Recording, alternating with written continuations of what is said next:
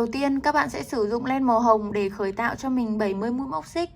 Cách tạo mũi móc xích như sau. Chúng ta sẽ cầm đầu ngắn của sợi len hướng về phía tay cầm kim móc, đầu dài nối liền với cuộn len ở phía tay còn lại. Các bạn sẽ quay một vòng như thế này.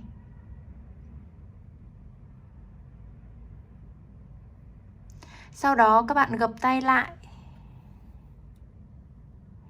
giữ len bằng ngón giữa và ngón cái. Chúng ta sẽ dùng kim móc đâm vào vòng tròn, kéo qua, rồi thắt lại. Như vậy là các bạn đã tạo được nút thắt đầu tiên. Bây giờ chúng ta sẽ lên là 70 mũi móc xích.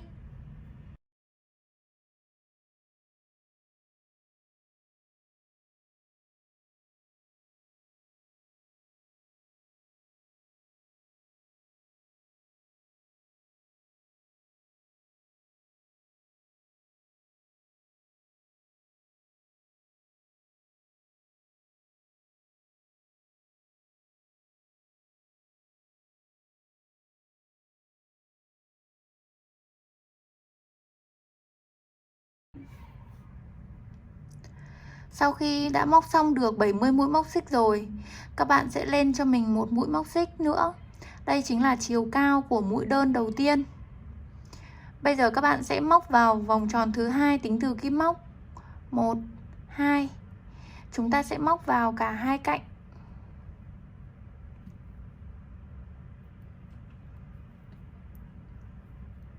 Bây giờ mỗi một chân các bạn sẽ móc một mũi đơn.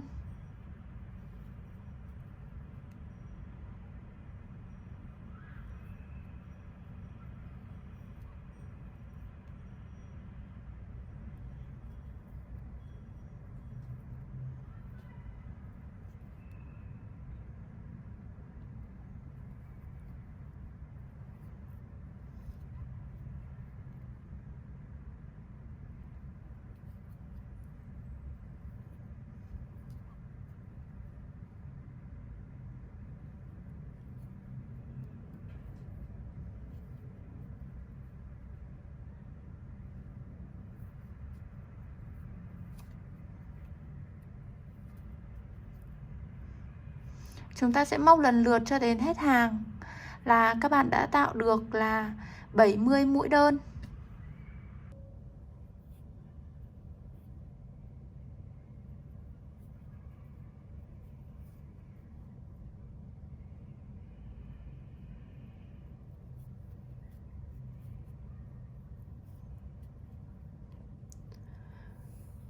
Tới hàng thứ hai, các bạn sẽ lên cho mình một mũi móc xích.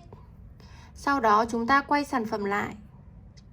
Ở hàng thứ hai này các bạn sẽ không móc vào chân đầu tiên, mà các bạn sẽ móc vào chân thứ hai. Sau đó ở cuối hàng, đây chính là mũi cuối cùng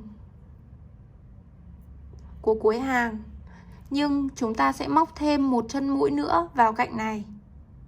Tại sao mà mình lại làm như vậy? Bởi vì là nếu như bình thường các bạn sẽ móc lần lượt vào các chân mũi như thế này, vào chân mũi đầu tiên, và tới cuối cùng là kết thúc ở chân mũi này, thì cái tấm móc của chúng ta sẽ không được thẳng. Cái mép này nó sẽ không được thẳng đi lên, mà nó sẽ có thò có thụt, có thò có thụt. Nên để thẳng thì theo kinh nghiệm của mình, các bạn sẽ luôn luôn nhớ rằng là chúng ta sẽ bỏ qua chân đầu tiên và móc luôn vào chân thứ hai. Quay lại này, bỏ qua chân đầu tiên, móc vào chân thứ hai. Như thế này. Sau đó thì chúng ta lại móc các mũi đơn bình thường.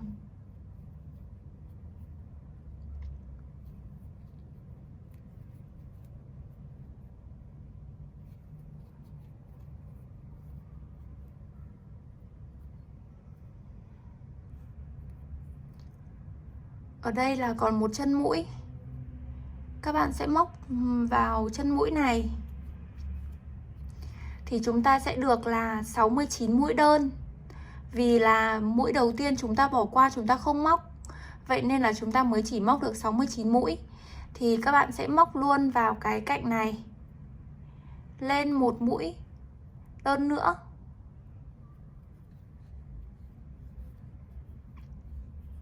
Sau đó thì chúng ta mới móc một mũi móc xích và quay lại. Tới đây các bạn lại bỏ qua chân đầu tiên và móc vào chân thứ hai.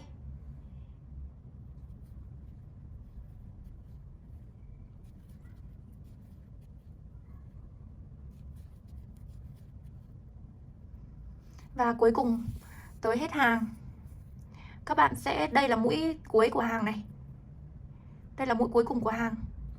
Thì các bạn sẽ móc tới đây và lấy thêm một chân mũi ở bên cạnh này nữa, để móc lên một chân mũi cuối cùng để hoàn thiện được là 70 mũi.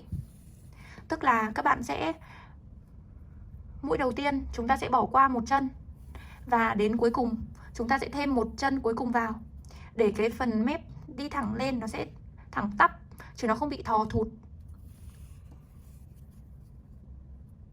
Chúng ta sẽ thực hiện là 11 hàng màu hồng như thế này. Mình sẽ gặp lại các bạn khi mà các bạn đã móc xong 11 hàng nhé.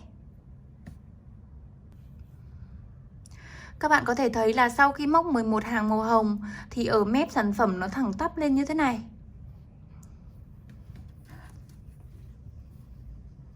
Đó, thì bây giờ chúng ta sẽ đổi lên sang màu hồng nhạt hơn.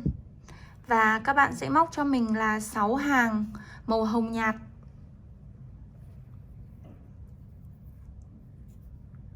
Cách đổi len như sau. Chúng ta chỉ cần lấy cái sợi len mới, các bạn trượt mũi qua, quay sản phẩm lại,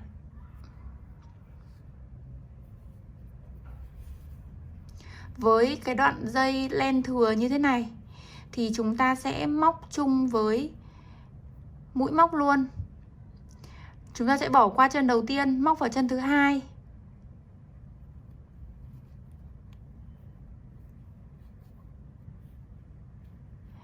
Các bạn sẽ rút sợi màu hồng cho chặt lại. Chúng ta sẽ để cái cạnh này nằm ở cùng chân mũi luôn, để chúng ta sẽ không phải mất công giấu sợi.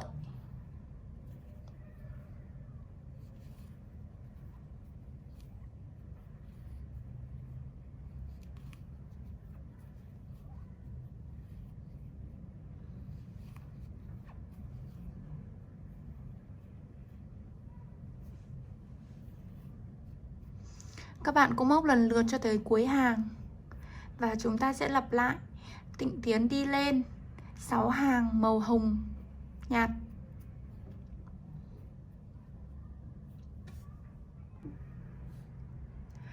Các bạn có thể thấy là ở đây mình đã móc được là 7 hàng màu hồng nhạt, 4 hàng màu xanh nhạt và 4 hàng màu xanh đậm.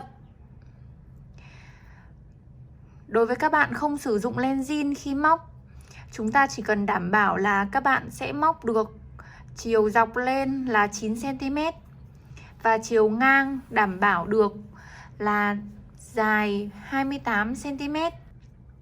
Ở đây với len zin thì mình đã móc là 11 hàng màu hồng, 7 hàng màu hồng nhạt, 4 hàng màu xanh nhạt và 4 hàng màu xanh đậm. Mình đã móc là 26 hàng. Thì các bạn chỉ cần chuẩn bị một cái thẻ ATM thì các bạn có thể quan sát là chúng ta sẽ để chừa ra một đoạn nho nhỏ ở hai mép như thế này. Thì cách để làm cái này như sau, thì các bạn có thể quan sát là chúng ta sẽ gập lại như thế này.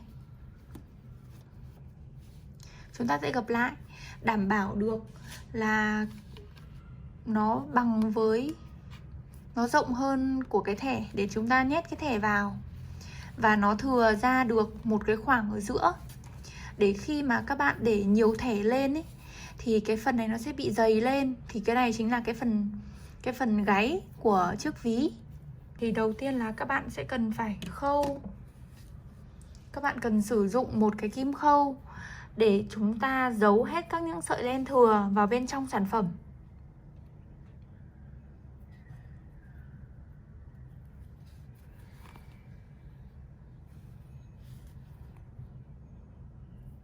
Cách giấu sợi thì rất là đơn giản. Chúng ta chỉ cần đi sợi vào trong các cái mũi móc để giấu. Đây, mình giấu sợi vào bên trong cái đường mà mình đã móc.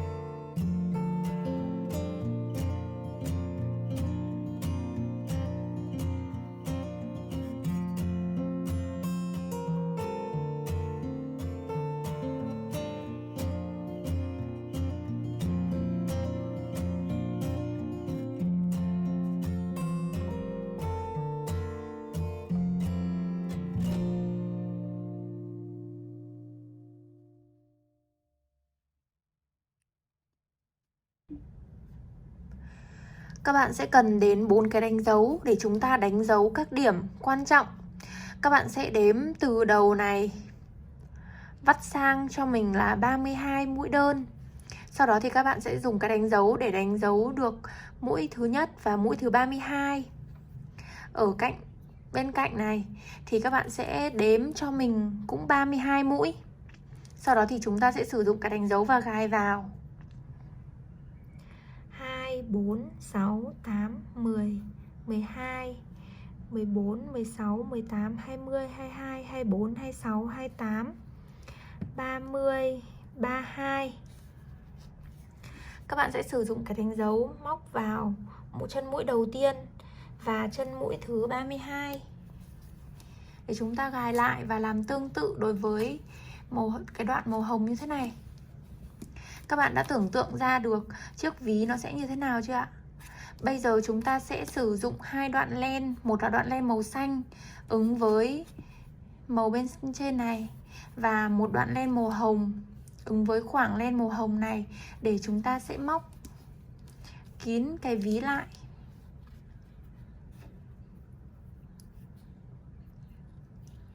Với đoạn len màu xanh này, bây giờ các bạn sẽ đếm ngược lại cho mình từ đây đến đây, mũi thứ 16.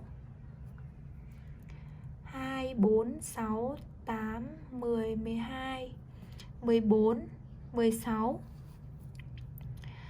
Ở mũi thứ 16 này thì các bạn xuyên sang luôn mũi thứ 17. Đây là mũi 16 thì đây là mũi 17. Các bạn sẽ dùng kim móc xuyên qua luôn cả hai chân mũi. Sau đó thì chúng ta sẽ trượt sợi len màu xanh qua lên một mũi móc xích. Bây giờ tại chân này các bạn sẽ móc cho mình một mũi đơn. Chúng ta sẽ giấu luôn cái sợi len thừa vào bên trong sản phẩm. Bây giờ các bạn sẽ móc cho mình như sau. Chúng ta sẽ ứng với một chân bên này, các bạn sẽ móc sang chân bên kia một mũi. Tiếp tục chân bên cạnh 2 mũi, 3 mũi. Cứ như vậy cho tới hết hàng. Chúng ta sẽ móc được là 16 mũi. Các bạn nhớ là chúng ta sẽ để luôn cái sợi len này vào bên trong để mình giấu luôn nhé.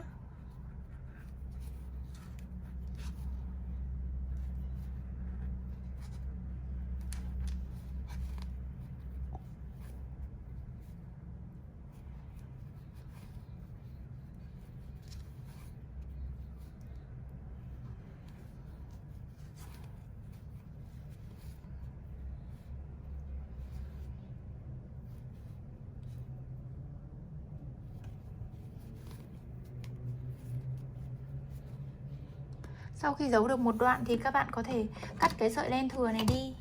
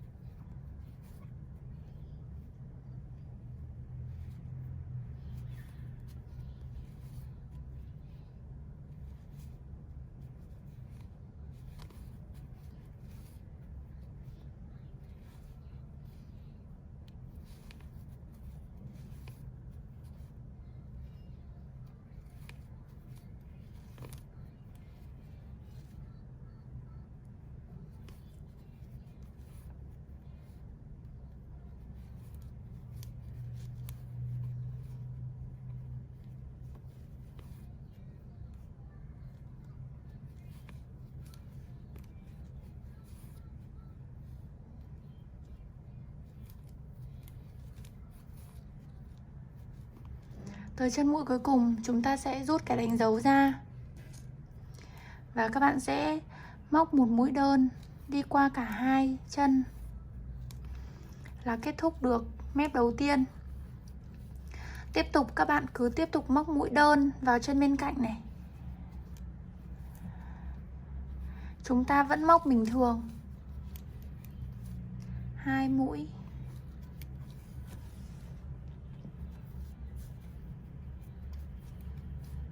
3. Các bạn sẽ móc là 6 mũi đơn. Sau đó thì chúng ta sẽ bỏ cái đánh dấu ra và móc tiếp. Chúng ta sẽ đâm kim vào cạnh này, vào cả hai cạnh.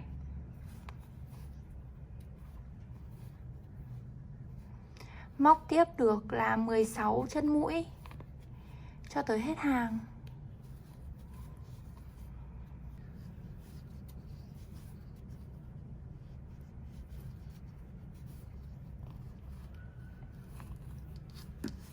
Như vậy là các bạn có thể thấy là cái mép của chiếc túi nó đã như thế này. Nó đã được liền vào với nhau.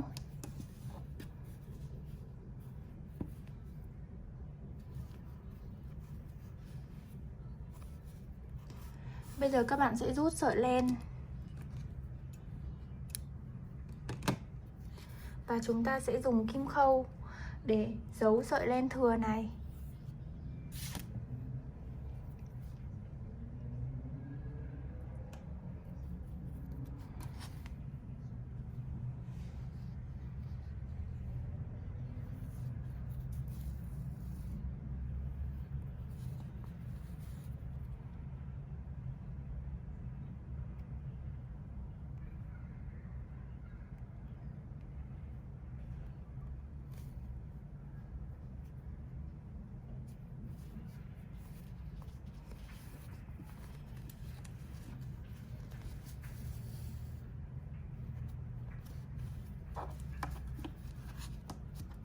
Sau đó thì chúng ta sẽ cắt sợi.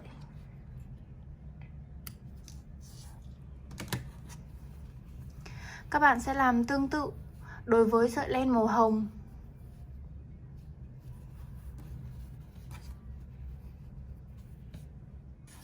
Sau khi móc xong hai mép thì các bạn có thể thấy là chiếc ví đựng thẻ ATM thì nó có thể hơi cong vênh một chút như thế này. Thì cách để cho chiếc ví của chúng ta thẳng ra là các bạn sẽ sử dụng bàn là. Nếu ở nhà các bạn có bàn là hơi thì chúng ta có thể là luôn. Còn nếu mà với những bạn mà không có bàn là hơi thì chúng ta có thể dấp một chút nước vào cái khăn. Sau đó thì làm hơi ẩm cái ví. Sau đó thì chúng ta sẽ làm nóng bàn là. Và là trực tiếp lên bề mặt của chiếc ví.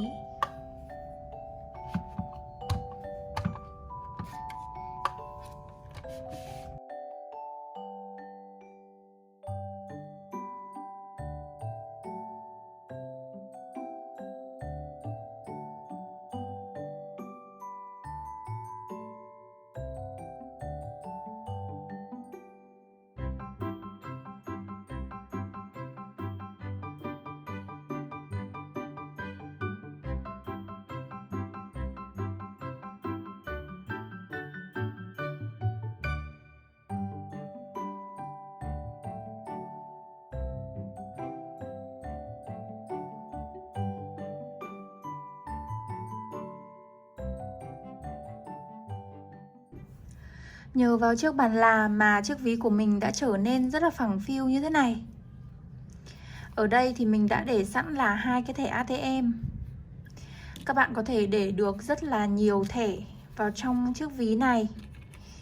Với một người mà cực kỳ nhiều thẻ như mình thì chiếc ví này rất là hữu ích.